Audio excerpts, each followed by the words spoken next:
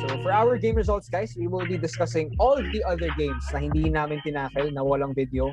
So let's get right into it. So for our Hardwood headlines, ito yung mga significant games na feel namin mas interesting. So for the first game, the Jazz end the season with a bang. So even with the absence of Donovan Mitchell, they were still able to win over the Sacramento Kings and clinch the #1 seed. So 121 to 99, Utah over Sacramento. 121-99. So tinampakan.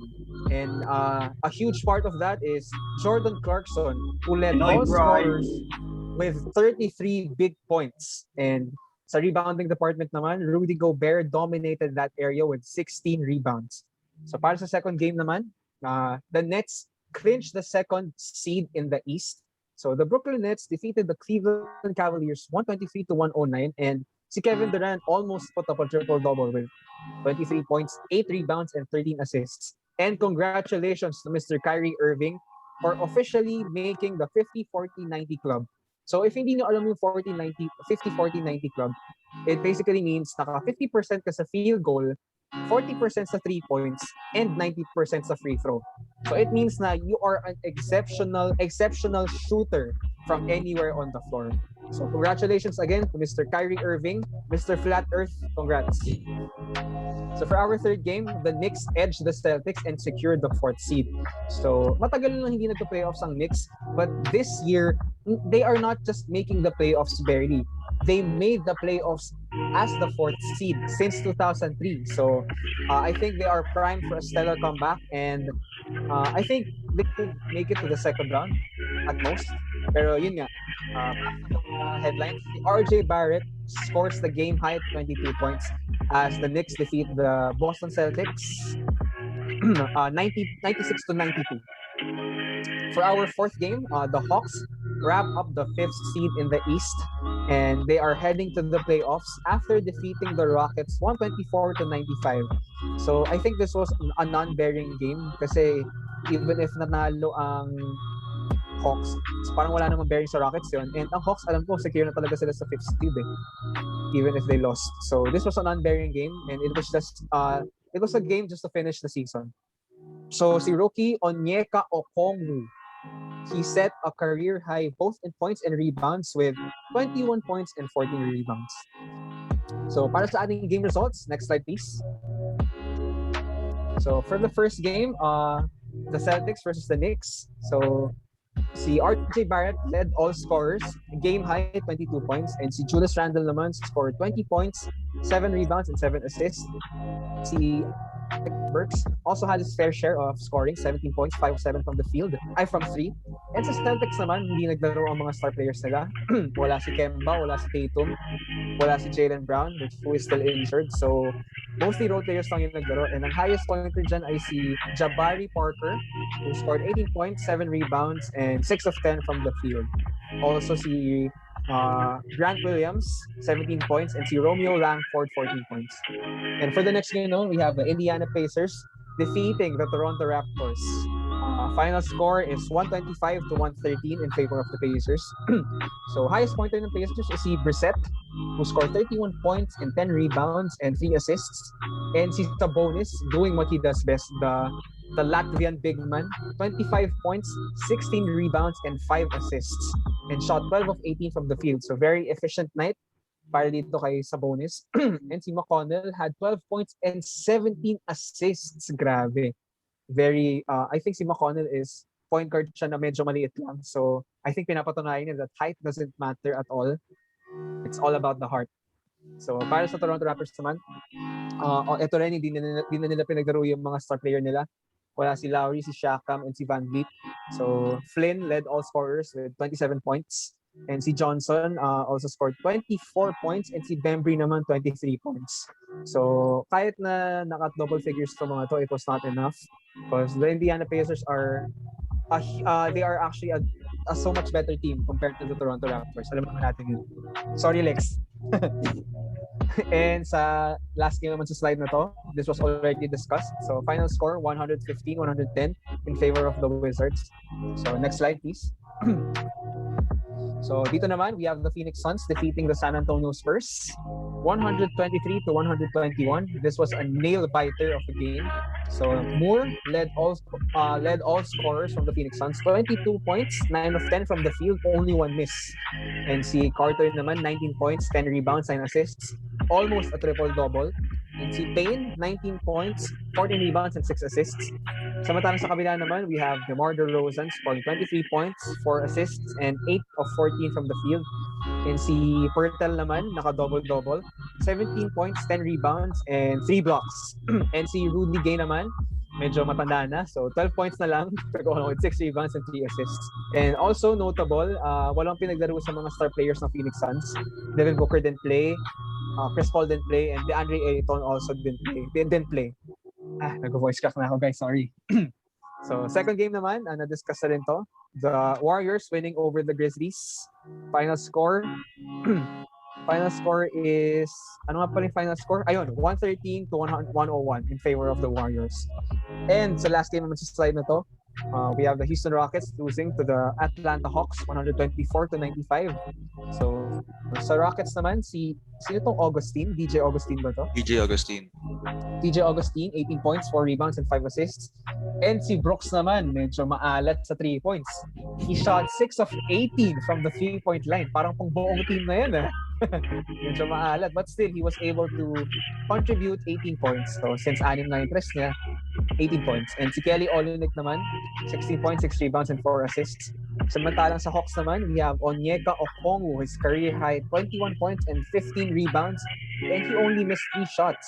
So, very impressive stat line para dito sa rookie na ito. And si Mace naman, naka 16 points, 7 assists, and 2 blocks.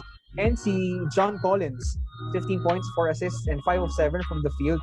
So I think, pinaglaro ba si Trae Young dito? Naglaro siya. Naglaro siya, okay. So baka hindi lang masyadong naglaro para hindi mapagod since magpa-playoffs na. So for the next slide naman, si Lex naman na mag-discuss niyan. So ikaw naman, Lex, go. For the Cleveland Cavaliers and Brooklyn Nets, 109 to 123 in favor of the Brooklyn Nets. So sa Brooklyn Nets, we have the leading scorer, Kevin Durant, with almost a triple-double. 23 points, 8 rebounds, and 13 assists partida. Siniko pa siya sa mukha. Elbowed in the face. Ano yung special stat? Yeah. Dito sa game na rin na to, ejected si Colin Sexton since siya nga yung nakasiko sa mukha ni Kevin Durant. Dapat may asterisk din yung magandang highlight dunk niya Ganon. Kyrie Irving ay nga kasama na sa 50-49 tiga with 17 points, 6 rebounds, 3 steals, and 3 out of 3 sa 3-point area. And LeBron James sumali na sa Brooklyn Nets. Ibang James. Ay, di ba, sorry. Si James with 14 points, 8 assists, and 2 steals. Samantalang sa Cleveland naman, we have Wade with 18 points, 8 rebounds, shooting 50% sa field. And Okoro with 18 points, 3 rebounds, with 16 sa field, but still not enough to win the game. Next game, we have the Orlando Magic versus the Philadelphia 76ers. 117 to 128 in favor of the Philadelphia. As Maxi contributed 30 points, 7 rebounds, and 6 assists. With kasama niya rin si James Reed. Si Reed with 17 points, 12 rebounds, shooting 7 out of 13 sa field. Samantalang sa kabila naman, Cole Anthony with 37 points, 8 rebounds, and 2 assists, yet not enough to have the win. Samantalang sa Miami Heat and Detroit Pistons naman, 120 to 107 in favor of the Miami Heat with Achua with 23 points, 10 rebounds, and 2 steals. Double-double performance for him, and 21 points with Bielitsa with 21 points and 6 rebounds, 6 assists. Samantalang sa Detroit naman with Bay, 22 points, 5 rebounds, and 4 assists. And Jackson with 17 points, 3 rebounds, and 3 assists. Pambansang Bay.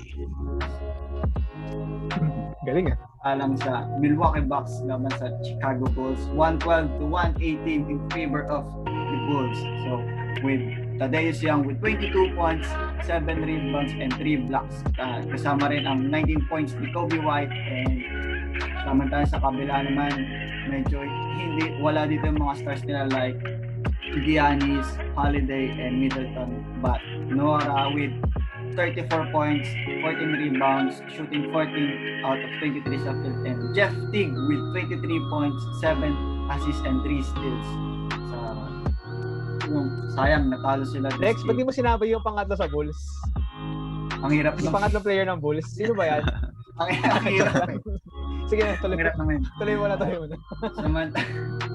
Baka mabulol ulit ako, sorry. And samantalang sa Mavericks and Timberwolves, 121 to 136 in favor of the Minnesota Timberwolves. Unbearing nga itong laban na ito because we know that Minnesota Timberwolves is eliminated. But still, Anthony Edwards, so kasama siya sa rookie candidate with nag-ambag siya ng 30 points, 4 assists, 2 blocks, shooting 5-9 sa 3-point area. Samantalang si Karl Anthony Towns shooting 23 points, 9 rebounds, 5 assists and 2 blocks. And D'Angelo Russell with 23 points and 10 assists with 3 steals. Samantalang sa Mavericks naman, Doncic with 18 points, 6 rebounds, 6 assists and 2 steals. And Kristaps Porzingis with 18 points, 4 rebounds, shooting 4 out of 5 sa 3. And Hardaway Jr. with 15 points, 4 assists, and 5 out of 7 sa field. And the last game sa game naman ng Lakers and Los Angeles Lakers and New Orleans, na pagkita natin ito kanina, 110 to 98 in favor of the Los Angeles Lakers. The next game results will be led by Kuya Joseph. So, OKC pulling away with the victory over the Los Angeles Clippers, 117 to 112, led by Pokusevski with 29 points and 8 rebounds. And then Hall, City Hall, 25 points and 10 rebounds. And then Moses Brown with 24 points, 18 rebounds and 7 blocks. Clippers resting their starters. And then naglaro naman sila Terrence Mann with 19 points and 2 rebounds. Only missing 1 shot from the field, 7 of 8 from the field. And then Scrub with 14 points and 7 rebounds. So not so much na Scrub. Yan. So Denver and Portland, ayan, na-discuss natin kanina. Panalo ang Denver. Ang Portland 132 to 116.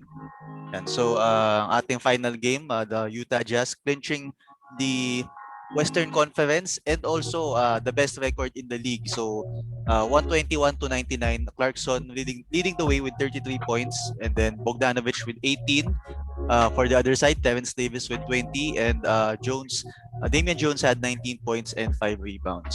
So ating last slide would be our standings and our updated playoff pictures. Yeah. So for the standings, and makikita din natin yan later sa ating playoff picture, and then ang schedule natin for May 19 would be the Charlotte Hornets against the Indiana Pacers and the Wizards versus the Boston Celtics for the Eastern Conference. And then for our next slide,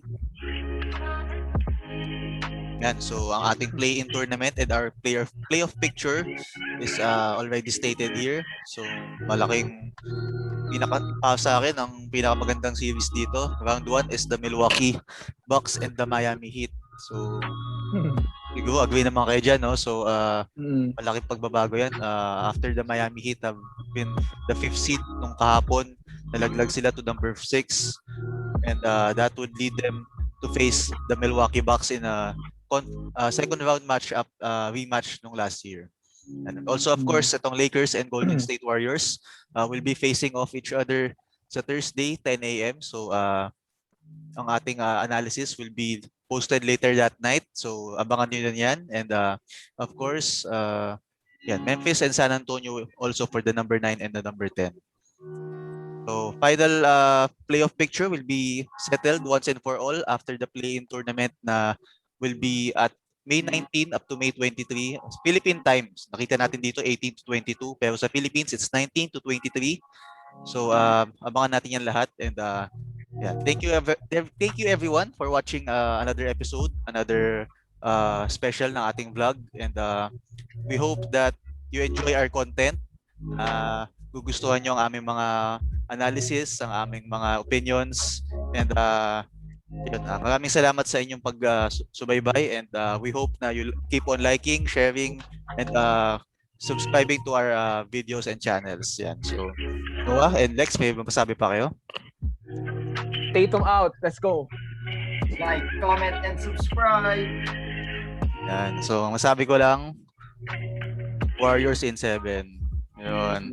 Lakers in 7, nasa 7 na yung ano eh. Yan. So, thank you guys and we'll see you again tomorrow for our predictions. Mamba out.